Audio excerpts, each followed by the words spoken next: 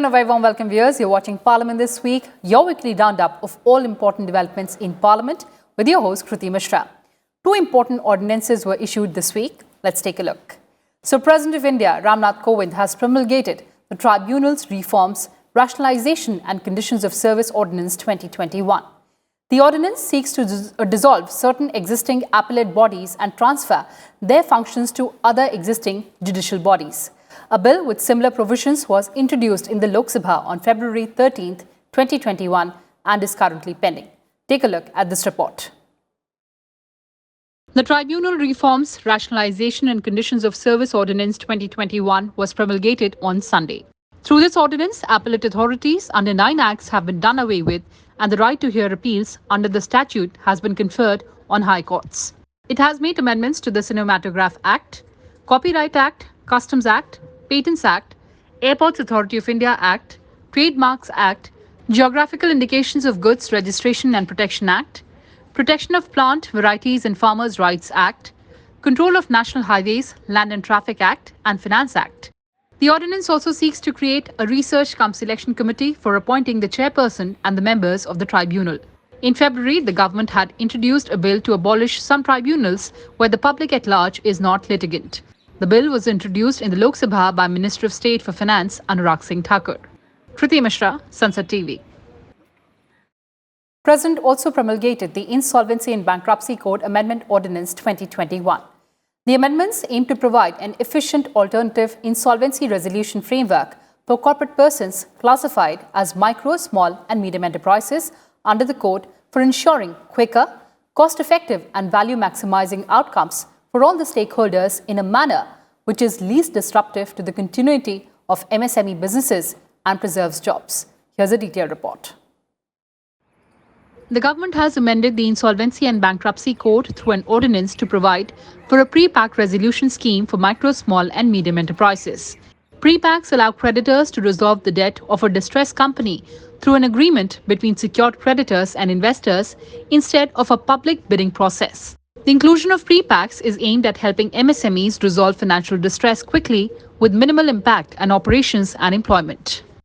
In line with the time-bound resolution process envisaged under the IBC, the pre-pack scheme allows for 120 days for the entire process, 90 days for the submission of the resolution plans, and 30 days for the NCLT to improve them. The government had suspended fresh insolvency proceedings for 6 months from March 25, 2020, when a nationwide lockdown was imposed to curb the spread of the COVID-19 pandemic. The suspension was extended twice by 3 months till December 24, 2020 and then March 24, 2021. Kriti Mishra, Sansad TV.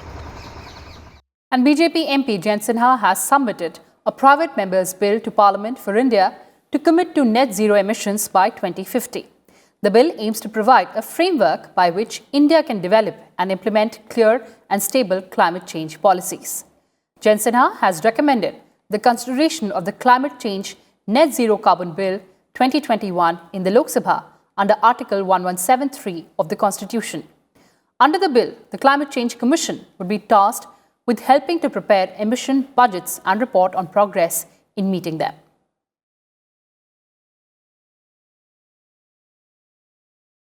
And notifications have been issued by the Ministry of Road Transport and Highways to amend the Central Motor Vehicle Rules 1989 and covers several sections of the Motor Vehicles Amendment Act 2019. Meanwhile, speaking to Rajya Sabha TV, Road Transport and Highways Minister Nitin Gadkari said that the Act has provided an efficient, safe and corruption-free transport system in the country. Take a look. The Motor Vehicle Amendment Bill that you brought in, which of course became the Motor Vehicle Amendment Act of 2019, what has been the impact? There is a good impact because first important thing is everything in my ministry we have a good record. But one thing where still I am not happy, that is with the road accidents. We are every years 5 lakhs accidents and 1,50,000 death. We are highest in the world. And that is exactly a great pain for me. So now, before 25, we are trying to at least save the life of the 50% of the people. I already signed the agreement in Sweden regarding before 2030, we will reduce 50% accidents. But still, The deaths concerning these accidents is starting 18 to 35 age, they are 65%. It is a painful for me, and still it's a very sensitive subject touching to my heart. So we are trying our level best. We are making lot of develop in road engineering, making in automobile engineering some of the development. Then we have Road Safety Act. Then we are making lot of thing again education of people. We are opening driving training schools, making intelligent traffic system, creating awareness in the mind of the people. But ultimately, we need to save the life of the people is the most important agenda for me. Presently, up till now, there is good progress, but still I am not satisfied about it. We need to save more life of the people. The Tamil Nadu government, with the cooperation of World Bank this year, they save 52% of the life of the people and 52% accidents. The less number of accidents are there. So exactly we can make this, but we need strong political will, positivity and sensitiveness towards that. And this is the most important agenda for me. Presently, whatever the performance of my ministry in this sector, still I am not satisfied about it. And Vice President of India and Chairman of Rajya Sabha, M. Venkaiah Naidu, said on Friday that no external interference was needed to solve the problems in Jammu and Kashmir, and that the UT is an integral part of India. Addressing the convocation of the Indian Institute of Management in Jammu, Vice President said that those giving advice to India should look into their own affairs. Jammu Kashmir, where you are studying, is an integral part of India. And we are of the opinion we are capable of solving our problems. And no country, for that matter, has any business to interfere or make comments on the internal affairs of other country, any other country.